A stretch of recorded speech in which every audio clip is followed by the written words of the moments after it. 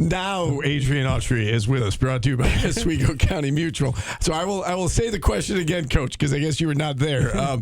We were just talking a moment ago that, obviously everybody wishes, fans included, that the game against Monmouth was closed out a little bit better with the free throws and whatnot, and you win by double figures. But the fact of the matter is you didn't win by double figures, but the guys did experience some crunch time. Is that important? Could that be a blessing in disguise that you had to go through that experience against Monmouth? And do you think something like that could help you next week as you go out to Las Vegas?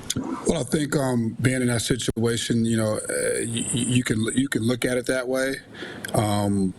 I'd rather have those experiences when warranted. I thought the last game, just not being able to finish the way we wanted to finish, and a lot of it, like you said, came down to free throw shooting. I think that's the thing that kind of, you can't account for. Those things happen. So, the silver lining is that we were in a close game and had to make some, decisions and had to try to make some stops and kind of lock in and be able to prevail.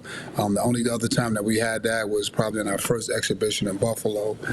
So it was good to be able to come out of those two things in those situations to be able to finish out a game. So it's something that we'll definitely talk about as we go forward, because that we're going to be in those games this upcoming week. So knowing that we've been in some games like that, different opponent, but it's all the same. Being able to finish out games.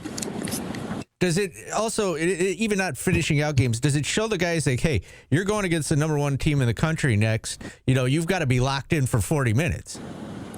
Well, Paulie, it doesn't matter who we play against. We want to be locked in for 40 minutes anyway. And that's where, it doesn't matter if it's number one team or any team. We want to be locked in. We want to be at a level 5. We want to, we want to try to eliminate dips. We want to bring the energy and effort. And, I think the last game, it was hard to do that. It was difficult to do that. I thought it was a very, it was a lot of fouls that were called, so I thought the rhythm was a little choppy in that aspect, but still no excuse. We got to be able to do that anyway. It doesn't matter who we're playing against, For us to have a chance to do what we want to do is really about our level 5 energy. It's a small sample size, obviously, Coach, with 4 regular season games, but you guys are shooting 61% from the free throw line. I would imagine that this is a better than 61% free throw shooting team. Again, just a small sample size, but it is a concern because we're talking about it here. How do you go about coaching something like that in season? Because it's not like the execution of a play or a certain defense that you're working on. I mean, how do you work on better free throw shooting in season? We continually practice it. We try to put them in situations, which, we will continually shoot more in practice and try to put them in more scenarios and situations so they can get comfortable with it.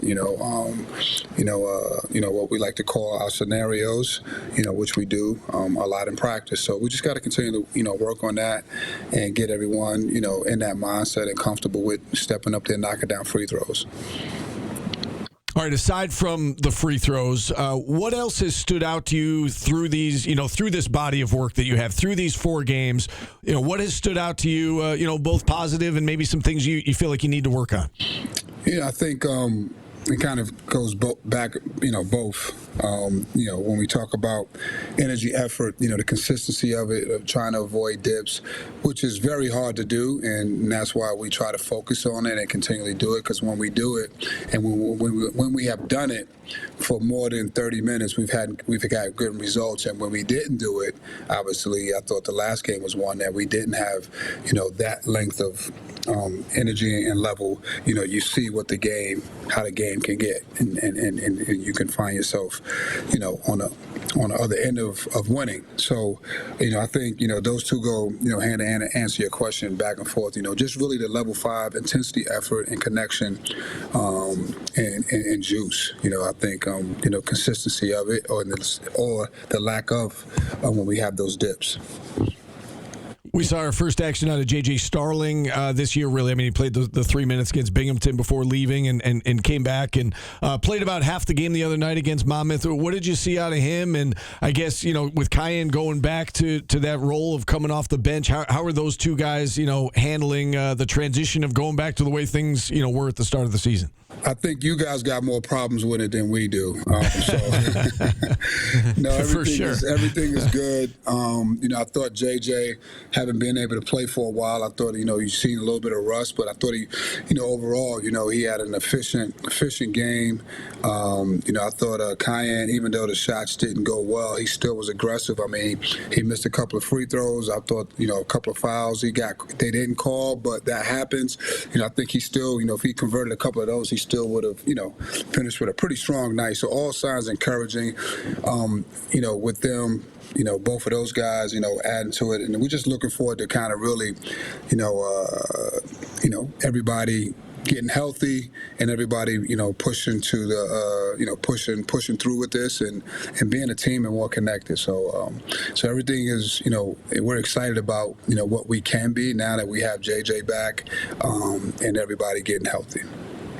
You say getting healthy. Do you think Tyler Betsy will be playing in Vegas? I think he will. I'm not a doctor, but I think he's progressing well. He's moving around, so I think he'll be there. I wanted to bring up Nate Kings. Like when he came in, we all heard shooter.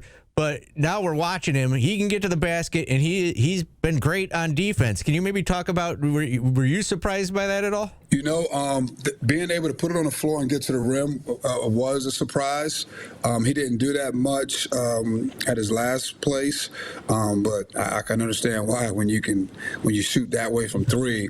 But I think his defense is really, a bigger surprise. Like he's a really good defender. He can get through screens. He can keep people in front. He rebounds the basketball. He's just a tough player, man. He rebounds on both ends. Again, that's why it's just a matter of time once he gets going. And I thought our guys, in particular JJ, really got him going with an extra. I think we got to continually try to look for him because he's one of the best shooters I've ever seen. You take out the Delaware State game, Coach, and Nathan George has, let me do some quick math here, 24 assists and 2 turnovers in the other 3 games. He had 5 turnovers against Delaware State, and that's going to happen here and there. But can you speak to, I guess, his play? And you knew you were getting a great assist man, but just his overall floor game, had half a dozen rebounds the other night, was able to hit a couple of threes, finished with double figures in scoring. What has he meant to this team, and what will he mean to this team, I guess, throughout the season? I think the biggest thing is his intensity on defense. He's still improving on that. Like you said, the floor game, the rebounding. Obviously, you knew about the assists, but the rebounding. Being able to defend better than that I thought. He's really worked hard at that, and he's a much improved 3-point shooting. He's really improved his 3-point shooting. So we're going to need that going forward. We're going to be able to, we need him to be able to make some threes and knock some threes down on top of everything else that he's doing. But really just improved in areas, on the defensive end, rebounding the basketball. He's been really good for us. I do want to ask you about Houston here in a second, but before we get to Houston in particular in this game on Monday, can you speak to, I guess, the importance of playing in a tournament like this and going out to Vegas and, NIL money on the line and exposure and everybody's, it's all big programs that are out there. How important is it for Syracuse basketball to be in an event like this year in and year out? You said big programs out there. This is a big program.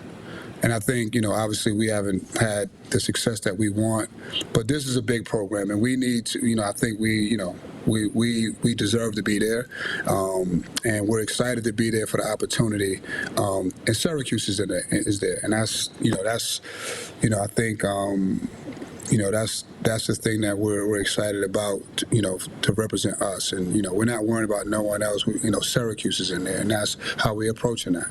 And that's how we will continue to approach it. And that's my job, and that's all our coaching staff's job. That's our players' job, to to think that way and to be that way and to play that way.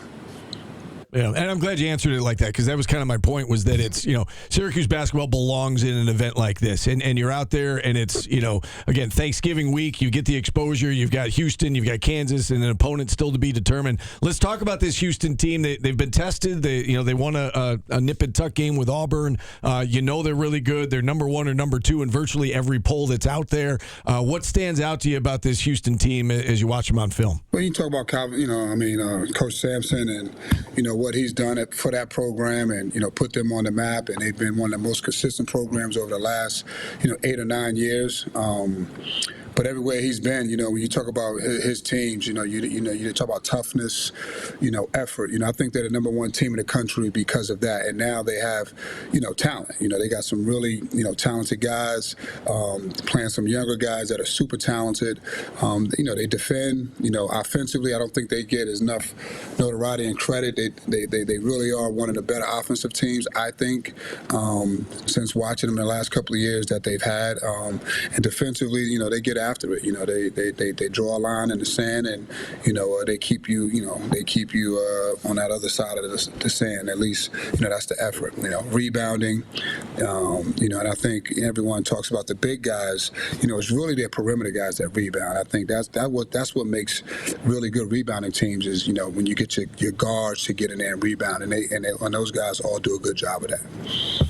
In the past two games, you guys have you won the rebounding battle barely last game and struggled a little against Drexel. Are you concerned about your rebounding? And was it a lot of I don't know if it was just me, I was at the games, but was it a lot of long rebounds you guys are struggling with? Yeah, I think we gave up a couple of long ones, but that's because we you can't rebound under the rim. We got to do a better job of positioning and pushing people back out, and our guards getting back within that foul line area. If you really when you break it down to be technical, but we just got to do a better job of that, and that's always for all teams is rebounding is always a tough, especially in today's game. It's more longer rebounds because of the 3-point shot attempts. So.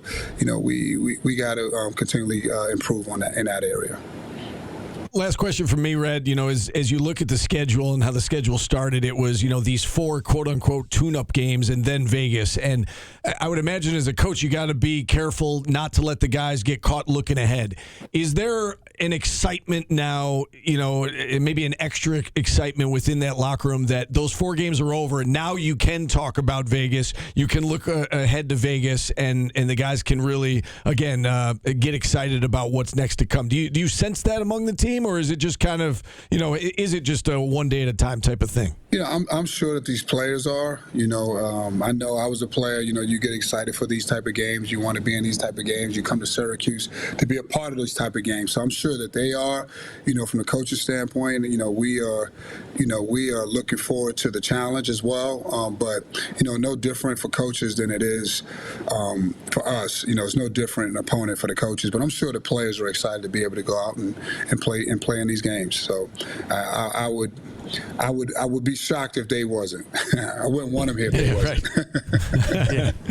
Coach, how do you prepare for that third game? Like even in the NCAA tournament or the ACC tournament, it's going to be one of 2 teams. But when you get down to that third game, you don't know who your opponent's going to be until who knows when, right? Yeah, no, it's that's going to be challenging, but that's part of the MTEs. Sometimes you do have kind of an idea, but you really don't know after that first game or something out, and with this one, it's the second game. But you just got to be ready. It's going to be someone good regardless. There's no bad teams out there. Every team out there is capable. So it'll be challenging. We'll be challenged either way. These are going to be 3 really good games for us. Yeah, you said the players are excited. I can tell you this: we are excited. I feel like we've been, talking about Vegas for months now, and we're excited to see what you guys can go get accomplished out there.